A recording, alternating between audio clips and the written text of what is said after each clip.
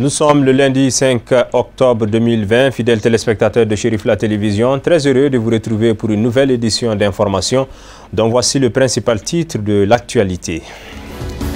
La section des Ansars de Bamako a tenu son assemblée générale ordinaire ce dimanche dans la mosquée chérifienne à Bangoni, Djanguinebougou en commune 1 du district de Bamako. En présence du guide spirituel des Ansars, Asseïd Chérif Ousmane Madani Haïdara, l'organisation et la mobilisation des ressources pour la Ziyara de Donyumana et du Mauloud étaient les points inscrits à l'ordre du jour. À suivre dès le début de ce journal.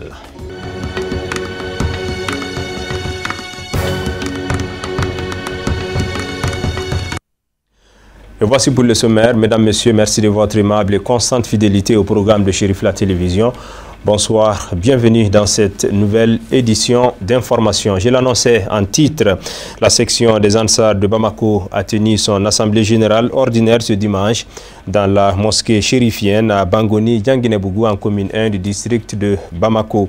En présence du guide spirituel des Ansars, Asseïd Chérif Ousmane Madani Haïdara, l'organisation et la mobilisation des ressources pour la Ziyara de Donyumana et du Mauloud étaient les points inscrits à l'ordre du jour. C'est un reportage de Abdoulaye Sogodogo avec le commentaire de Moussa Fomba. Cette assemblée générale ordinaire de la section des Ansars qui regroupe une fois par mois les militants du district de Bamako et environnants est une opportunité pour les responsables du dit organe de faire le point des activités menées au cours d'une période bien déterminée. Pour cette dernière ligne droite avant la célébration du Mauloud qui draine des milliers de pèlerins chaque année à Bamako par le biais de la Fédération Ansardine Internationale Fadi sous la houlette du guide spirituel des Ansars Asseïd Chérif Ousmane Madani Haïdara. Elle avait trait principalement à l'information, à l'organisation et à la mobilisation des ressources pour la réussite de la Ziyara de Donyumana, le Mauloud prévu les 26 et 28 octobre 2020 selon un calendrier provisoire. La réunion d'aujourd'hui portait sur trois points. D'abord les préparatifs du Ziyara qui est prévu le samedi 24 octobre. Ensuite le Mauloud qui est prévu du 28 ou 29 selon le calendrier. Et ensuite la mobilisation des ressources. Voilà les trois points qui étaient inscrits à l'ordre du jour. Malgré la situation difficile que traverse notre pays, le bureau de la section des Ansars de Bamako et ses militants, très mobilisés comme en témoigne cette présence à l'Assemblée, sont parvenus à verser le taux de cotisation fixé par l'instance dirigeante. Une régularité de paiement vivement saluée par les responsables. Il ressort de cette Assemblée que les préparatifs vont bon train pour accueillir les pèlerins. Ok, d'abord sur le premier point, le Ziyara, il est demandé à tous les militants, à partir du dimanche prochain, d'aller pour faire l'entretien du milieu. Et en plus de cela, les prêcheurs aussi ont donné des conseils, autrement dit, quelles doivent être les attitudes pour que les uns les autres puissent arriver dans de très bonnes conditions et se retirer aussi dans de très bonnes conditions. Et quant au Mauloud aussi, le samedi 17 est prévu pour l'entretien du stade Omnisport. Et des conseils aussi ont été prodigués, notamment comment recevoir gaiement les uns les autres, quels doivent être les comportements des uns les autres pour que le Mauloud se passe dans de très bonnes conditions. Nous remercions tous les Ansars bamakois qui ont fait un grand progrès sur les paiements des cotisations mensuelles et annuelles, puisque nous avons vu que Bamako a terminé cette année en payant leurs cotisations. Nous sommes vraiment ravis de cela. Nous remercions également la famille Chérif là, sincèrement notre Cède qui est Chérif Ousmane Madani Haïdara, vu ses fatigues et ses travaux et tout ce qu'il a fait pour nous les Ansars, rien qu'à lui remercier et nous lui soutenons jusqu'à nos derniers jours. Autre temps fort de la rencontre, la présence du guide spirituel des Ansars, non moins président du Haut Conseil islamique et du groupement des leaders spirituels musulmans du Mali à Asseïd Chérif Ousmane Madani Haïdara pour prodiguer des sages conseils à l'assistance. Des séances de bénédiction ont mis fin à la rencontre. L'association Jeunesse Ansardine Mali a tenu également sa toute première assemblée générale ce samedi 3 octobre à la grande mosquée chérifienne Siza Bangoni, Djanguinebougou, c'est en commune 1 du district de Bamako. La cérémonie qui était placée sous la haute présidence du fils du guide spirituel des Ansars, à la personne de Seyd Chérif Ahmed Tidiane Haïdara, a vu la participation de plusieurs militants et sympathisants de l'association. C'est un reportage de Fatoumata Yayakane et Abdoulaye Sogodogo. Ils sont massivement sortis pour participer à la première assemblée générale de l'association Jeunesse Ansardine, association en étroite collaboration avec les responsables de l'ADN Mali et soutenue par le guide spirituel des Ansar Seydi Chérif Ousmane Madani Aïdara. Cette assemblée fait suite à la validation des bureaux communaux. Quand même, je suis très content parce qu'il y a beaucoup de participants aujourd'hui. Donc, il y a des questions et réponses là, mais les réponses là seront liées après quoi.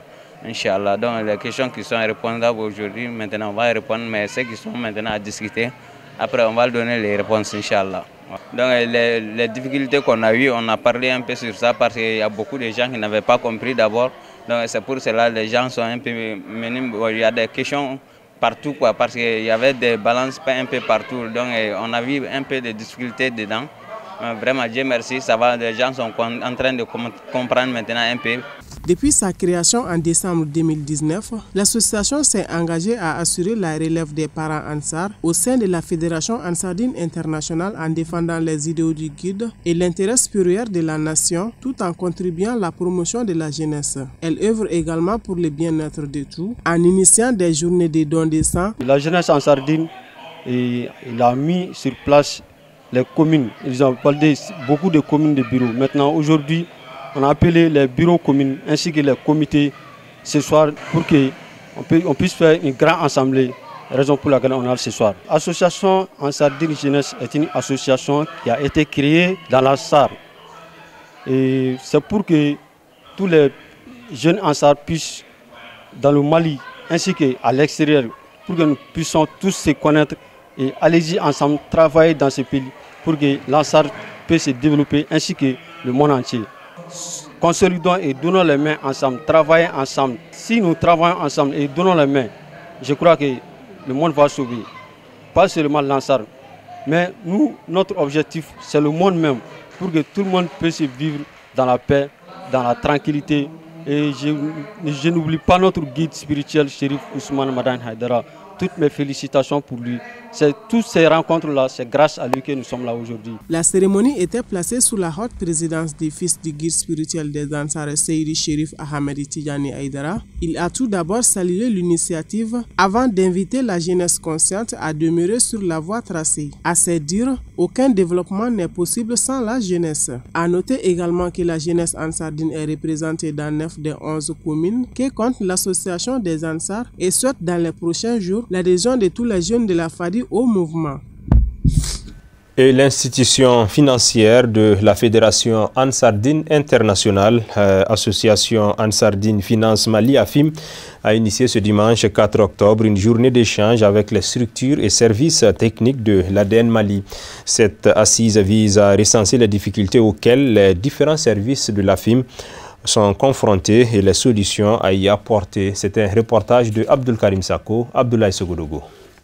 Parmi les difficultés évoquées ça et là par les participants à la présente journée de l'AFIM, l'on peut noter l'absence des services de l'AFIM dans certaines localités, cela à cause de la distance que les personnes intéressées par les prestations de l'AFIM doivent parcourir. L'on note également la non-création de comptes par 13 des 46 sections des Ansar et j'en passe. Pour bon nombre de représentants des sections, cette journée d'échange par l'AFIM se tient au bon moment. Le début de toute chose est un peu difficile. Parce que l'avènement de l'entreprise en 2010, parce que nous avons commencé avec assez de difficultés. Parce qu'on a commencé avec des gens, des collecteurs qui n'étaient pas très bien doués dans le métier qu'on appelle les collecteurs. Bon, cela a entraîné beaucoup de difficultés. Il doit y avoir l'Assemblée générale au niveau de Bamako, une Assemblée générale au niveau de toutes les sections, des capitales régionales, pour pouvoir exprimer les défis et puis les problèmes de tout un chacun et essayer de décentraliser tous ces problèmes au niveau de Bamako pour trouver les meilleures solutions pour l'avancement des travaux de l'AFIM. Les responsables de l'association Ansar Finance Mali AFIM ont prêté à toutes les difficultés recensées une oreille attentive tout en rassurant que les mesures idoines seront diligentées afin de remédier à ces insuffisances pour la satisfaction de chacun. Oui, nous envisageons des solutions à ça parce que maintenant on veut aller du système des différents points focaux.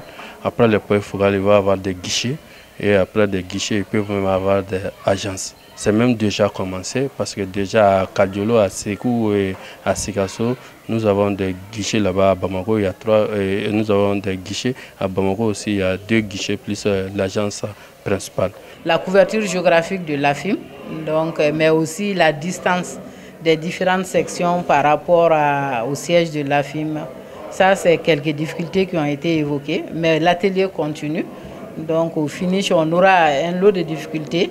On va faire des propositions de solutions et on verra dans le cadre légal comment solutionner ces difficultés. Cette journée a été consacrée pour ça, pour échanger. L'AFIM doit savoir maintenant ce que leurs clients ont besoin, leurs préoccupations. Et les clients aussi auront des réponses à leurs problèmes. Bon, l'échange a été, cette assise a été initiée uniquement pour que les problèmes soient, pour qu'on puisse avoir des solutions à ces problèmes-là. À noter que cette journée d'échange de l'AFIM a réuni toutes les 46 sections des Ansars du Mali. Les conclusions des travaux devraient permettre la prise de mesures fortes pour l'amélioration des prestations de l'association Ansar Finance Mali AFIM. Une ambulance médicalisée, des matériels de diagnostic, de soins et bureautiques. L'œuvre est de l'association des jeunes ressortissants de SI pour renforcer le plateau sanitaire de la localité tout en attirant l'attention des plus hautes autorités sur l'état désastreux de la route qui relie San à Si. Sont entre autres les objectifs de la cérémonie officielle de réception de dons de ce dimanche 4 octobre, j'allais dire, à 6 cercles de sang, autorités politiques, administratives, chefs coutumiers et leaders religieux de la commune rurale de Si et environ ont tenu à être témoins oculaires de ce devoir patriotique. Nos envois spéciaux depuis Issan, Samaïra Sanogo et Draman Malé. Mobilisation générale de l'association des jeunes ressortissants d'ici pour doter la localité d'équipements sanitaires adéquats à travers une donation d'ambulances médicalisées par un ressortissant du village d'ici, des matériels de diagnostic, de soins et bureautiques par l'association des jeunes ressortissants d'ici. À travers ces gestes, l'accès des habitants de la dite localité aux aires de santé est désormais une réalité, même si l'état de la route demeure une épine dans leurs pieds. Les jeunes qui ont initié l'achat de cette ambulance, ils ont eu à cotiser jusqu'à un certain montant. On a eu la chance que l'un des nôtres, du nommé Koroba Sakou, a eu à payer cette ambulance-là. Donc pour le centre de santé de référence, c'est le lieu de le saluer et le remercier. Et saluer aussi l'initiative de l'association des jeunes et des ressortissants d'ici à Bamako. Le Mali est indépendant il y a plus de 60 ans. Nous sommes là, nous contribuons au développement de ce pays. Il y a beaucoup de culture qui est faite ici, telle que le riz, le petit mil là, est transporté vers San, qui approvisionne tout le pays entier. On a d'énormes difficultés de déplacement. En venant, vous-même vous avez vu l'état de la route. Nous lançons l'appel aux autorités vraiment de passer à nous, de nous venir en aide pour qu'on puisse avoir vraiment la facilité de joindre sang. Pour les responsables sanitaires d'ici, la réception de ces équipements vient à point nommé. Ils évoquent par la même occasion le calvaire des usagers de la route qui relie le village d'ici à San. Je suis très heureux de recevoir ces dons et vraiment je donne l'assurance que ces dons seront utilisés à bon escient. Parce qu'avec ces donateurs, et je les encourage également par rapport à ces dons. Parce que qui dit développement de la commune parle de santé. Sans santé, il n'y a rien qui peut se développer dans la commune. Vous-même, vous avez traversé la route. Vraiment, ça ne va pas du tout. Surtout pendant l'hivernage. Et souvent, on appelle l'ambulance à 100. Avec le mauvais état de la route, l'ambulance ne peut pas traverser. Donc, ça nous crée vraiment d'énormes problèmes. Et souvent même, il y a des cas de décès en cours de route. La réception de l'ambulance avec ses équipements médicaux de taille va beaucoup contribuer à l'amélioration de la santé tant souhaitée dans la localité d'ici et environ. Côté autorité communale, la satisfaction est grande car ce geste va davantage renforcer le plateau sanitaire du village d'ici et environ. Elles ont par ailleurs exprimé leur inquiétude quant à l'état désastreux du tronçon 600. Vraiment, je suis très content d'avoir réussi une ambulance dans ma commune et de don de matériel. Et je les remercie. Et j'ai lancé un appel aux États et son partenaire de voir l'interfleuve le jour à venir de Sékou à Djéné, descend à Massina. On demande pour qu'ils puissent faire une piste nationale goudronnée. C'est ça qui est notre souhait. D'ici ça, il n'y aura pas de problème. On sait ça. On a reçu des matériels aussi. Nous sommes très contents. Tour à tour, les différents intervenants ont évoqué la traversée difficile du fleuve de Belenice, le calvaire des usagers de la route 600, avant d'apprécier à juste titre l'esprit patriotique de l'association des jeunes ressortissants d'ici. Une visite guidée des locaux du centre de santé a mis fin à la cérémonie. Et dans le souci de satisfaire ses abonnés, la direction de Canal Plus Mali a présenté une panoplie de nouvelles chaînes radio et télé au nombre de 14, dont 7 au Mali. Cette initiative cadre parfaitement avec les objectifs de Canal+, permettant d'enrichir le contenu de son programme. Ainsi, les abonnés de Canal+ Mali pourront désormais suivre de nouvelles chaînes sans augmentation tarifaire, comme le championnat italien avec la formule Access à 5 000 francs CFA seulement. D'autres changements notoires en termes de satisfaction de la clientèle sont entre autres l'arrivée d'une nouvelle chaîne télé malienne basée à Gao et plusieurs radios, dont celle de la radio nationale. Pour plus de détails, suivez les explications du directeur des ventes Canal+ Mali au micro de Sadio Sidibé et Seydou Niaré. On a souhaité vous rencontrer pour partager avec vous un certain nombre de bonnes nouvelles. Dont la plus importante à retenir, c'est que nous rajoutons 14 chaînes de télé et 9 chaînes de radio à notre bouquet.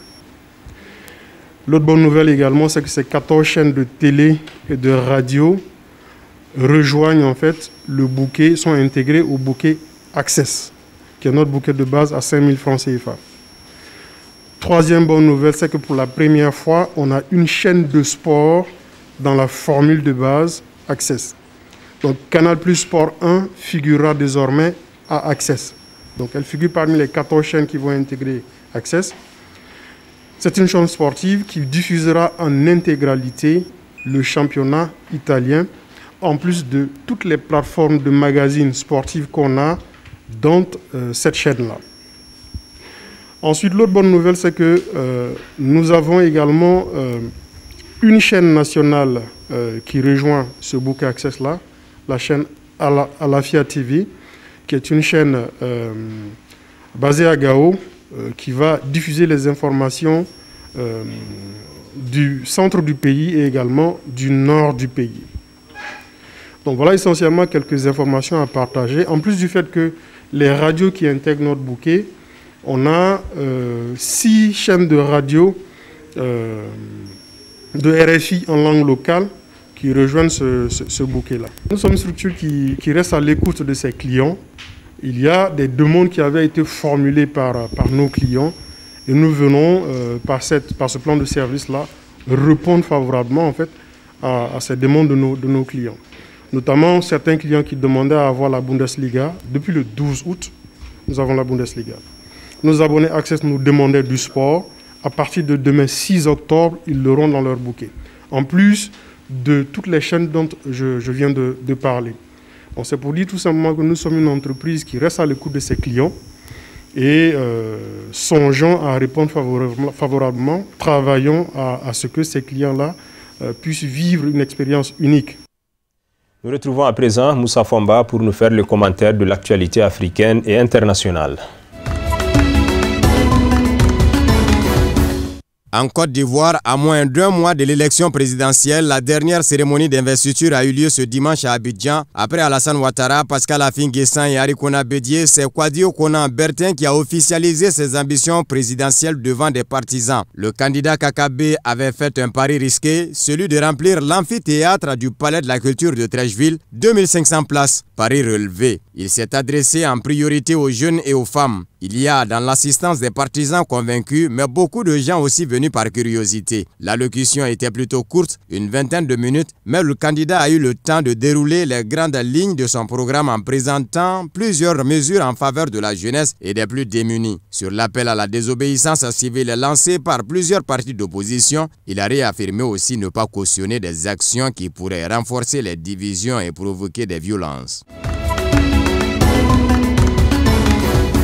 Au Burkina Faso, après 6 mois de fermeture des classes pour freiner la propagation du Covid-19, les élèves ont repris le chemin de l'école depuis le 1er octobre dernier. Même si certaines écoles ont mis en place des dispositifs pour le lavage des mains et l'imposition du port du masque, ce n'est pas le cas partout. Une situation qui inquiète certains parents d'élèves. D'autres ont dû en acheter à un coin de la rue. Le plus inquiétant pour Jacob Badolo, parent d'élèves, et Gustave Guiatien, enseignant, c'est le non-respect de la distanciation physique. Nous sommes toujours avec les mêmes effectifs et les mêmes équipements, ce qui veut dire que le mètre de distanciation ne peut être pris en compte, témoigne le père d'élève. Si un élève est positif, il va contaminer ses voisins. La distanciation n'est pas totalement respectée. Les élèves sont toujours assis à 3 ou à 4 par table banc, renchérit l'enseignant.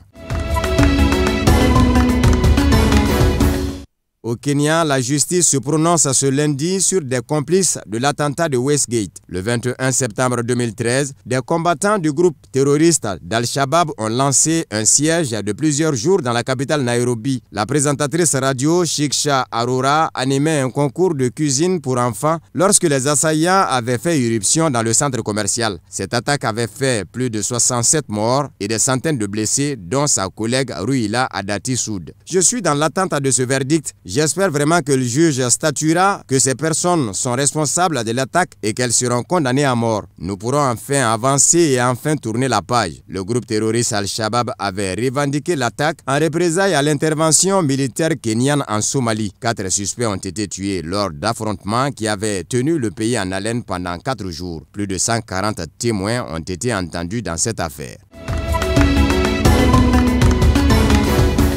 Quelques mois après avoir défendu le Covid organique, une tisane miracle préventive contre le Covid-19, le président malgache Ange Rajouel a lancé vendredi la version en gélule de cette potion à base de plantes. 7 millions de personnes auraient déjà testé la tisane à Madagascar. Le remède reste toutefois proposé comme un complément aux médicaments conventionnels. Si le président malgache souhaite exporter le remède au-delà de l'île, certaines voix de l'opposition se sont déjà montrées très critiques sur son efficacité. Il y a eu des menaces, il y a eu des arrestations de professeurs en médecine autour de ça. C'est la raison pour laquelle les personnels de santé ont peur de polémiquer sur le Covid organique, explique Roland Ratsirk, député de la ville portuaire à l'est de l'île. En mai, l'OMS avait également mis en garde contre toute tentation de promouvoir sans test scientifique la potion vantée par Ange Rajouel. Les chercheurs Michael Houghton, Hervé Alter et Charles Rice ont reçu lundi le prix Nobel de médecine pour leur découverte du virus de l'hépatite C, un problème de santé mondiale majeur selon le jury Nobel. Le trio est récompensé pour sa contribution décisive à lutter contre cette hépatite. L'Organisation mondiale de la santé OMS estime à quelque 70 millions le nombre d'infections par l'hépatite C, causant 400 000 décès chaque année. À la fin des années 70, Hervé Alter avait identifié qu'une contamination hépatique mystérieuse avait lieu lors de transfusion, alors qu'elle n'était ni l'hépatite A ni l'hépatite B, explique le jury. Des années plus tard, en 1989, Michael Houghton et son équipe sont crédités de la découverte de la séquence génétique du virus. Quant à Charles Rice, il a décortiqué pendant de longues années la façon dont le virus se répliquait. Des travaux qui ont conduit à l'émergence d'un nouveau traitement révolutionnaire au tournant des années 2010. À présent, un mot de sport. La 19e édition du championnat national handisport s'est déroulée du 1er au 3 octobre 2020 au stade du 26 mars de Hirimadio. Cette année, ils étaient plus de 120 athlètes à prendre part à cette compétition. C'est un reportage de Issouf Koulibaly et Nouhoum Kone. Le nombre est impressionnant. 120 athlètes, 19 épreuves et 7 régions ont pris part à cette 19e édition du championnat national d'handisport. L'édition 2020 a été exceptionnelle. La Covid-19 et la pluie ont pesé dans la balance. Mais les ténors n'ont pas relâché. Sur les 100 mètres hommes, T51 et T54, Daouda Ndiaye de Bamako pulvérise ses concurrents avec un chrono de 16:31. Il est suivi par son camarade Chaka Diallo et Issouf Bengali de Sikasso. En 100 mètres dames, Mariam Koulibaly de Bamako se classe première avec un chrono de 19:32, suivi de Krotoumou Koulibaly et de Diaba Sissoko de Sikasso. Sur les 100 mètres T11, Moussa Mariko de Bamako domine ses adversaires avec un chrono de 12:91. Karfara Kourouma et Mohamed F. Kone se classent 2e et 3e. En 100 mètres T12 et T13, Youssouf Koulibaly de Bamako coiffe ses concurrents avec un écart considérable digne d'un champion africain avec un chrono de 11:31. Bakary Diarra et Ishaka Kamara se classent 2e et 3e. En powerlifting, le vice-champion africain réalise un développement couché de 120 kg et réédite son exploit. Au classement général, Bamako et Sikasso dominent le plateau du 19e édition du championnat national d'handisport 2020. À l'handisport, on avait démarré l'année avec vraiment une très bonne position parce qu'on avait déjà la meilleure performance africaine réussie au championnat du monde et une médaille de bronze à la Coupe du Monde en février 2020 à Abuja, powerlifting. Donc les athlètes étaient vraiment engagés et beaucoup de nombre d'athlètes avaient déjà réussi à se qualifier pour les Jeux. Mais malheureusement, avec la pandémie, le jeu a été reporté. Je suis particulièrement heureux de voir les différentes régions présentes à ces championnats qui, à mon avis, a été vraiment une réussite. Vous venez de voir tout de suite Bakary Diallo qui vient de soulever une charge de 120 kg.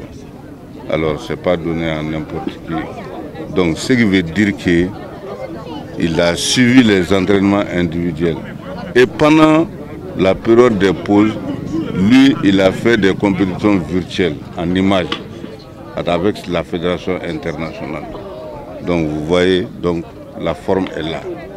Donc, bientôt, on va commencer, alors, on va prendre les dispositions pour le processus de préparation des Jeux, des Jeux de Tokyo 2021. Donc, c'est une bonne posture. Je suis rassuré que la série de qualifications pourra continuer vraiment avec nos athlètes. Je profite aussi pour saluer très vivement les autorités régionales. En Afrique, le handisport malien a son mot à dire.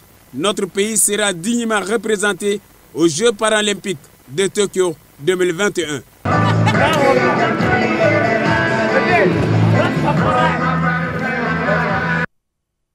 Et cette information qui vient juste de nous parvenir après plusieurs semaines de longue attente, le Mali a désormais un nouveau gouvernement. La liste des nouveaux membres du gouvernement vient d'être publiée par les autorités de la transition. Les détails avec Moussa Fomba. Le gouvernement de transition au Mali est composé comme suit. Ministre de la Défense et des Anciens Combattants, colonel Sadio Kamara. Ministre de la Justice et des Droits de l'Homme, garde des Sceaux, M. Mohamed Sida Diko. Ministre de l'Administration territoriale et de la décentralisation, lieutenant-colonel Abdoulaye Maïga. Ministre de la Sécurité et de la Protection civile, colonel Modibo Kone. Ministre de la Réconciliation nationale, colonel-major Ismaël Ouagé. Ministre de la Refondation de l'État, chargé des relations avec les institutions, M. Mohamed Koulibaly. Ministre des Transports et des Infrastructures, M. Makan Fili Dabo. Ministre des Affaires étrangères et de la coopération internationale, M. Zeyni Moulaye. Ministre de l'Économie et des Finances, M. Arousseni Sanou. Ministre des Affaires foncières, de l'Urbanisme et de l'Habitat, M. Djonké Diarra. Ministre de l'Industrie, du Commerce et de la Promotion des Investissements, M. Aruna Nyang. Ministre de la Communication et de l'Économie numérique, Dr Amadoun Touré. Ministre de la Culture, de l'Artisanat et du Tourisme, Madame Kadiatou Konaré. Ministre de l'Éducation nationale, Professeur Doulaye Konaté. Ministre de l'Enseignement supérieur et de la Recherche scientifique, Professeur Amadou Keïta. ministre de la Santé et du Développement social, Dr Fanta Sibi, ministre de l'Agriculture, de l'Élevage et de la Pêche, M. Mahmoud Ould Mohamed, ministre des Maliens de l'extérieur et de l'intégration africaine, M. Alhamdou Ag Ilien, ministre du Travail et de la Fonction publique, porte-parole du gouvernement, Maître Aruna Mamadou Touré, ministre de l'Emploi et de la Formation professionnelle, M. Mohamed Salia Touré, ministre de l'Environnement, de l'Assainissement et du Développement durable, Mme Bernadette Keïta, ministre de la Promotion de la Femme, de l'Enfant et de la Famille, Mme Bintou Founes Samake, ministre des Mines, de l'Énergie et de l'Eau, M. Lamine Seydou Traoré, ministre de la Jeunesse et des Sports, M. Moussa Ag Atayer, ministre des Affaires religieuses et du culte, Dr Mahamadou Kone, un gouvernement de 25 membres. Article 2. Le présent décret sera enregistré et publié au journal officiel. Bamako le 5 octobre 2020, le président de la transition, chef de l'État, son Excellence M. Bandaou, un gouvernement de 25 membres. Ainsi se referme cette édition d'information. Merci à vous de l'avoir suivi. Passez un excellent moment en compagnie des programmes de Chérif La Télévision. Bonsoir.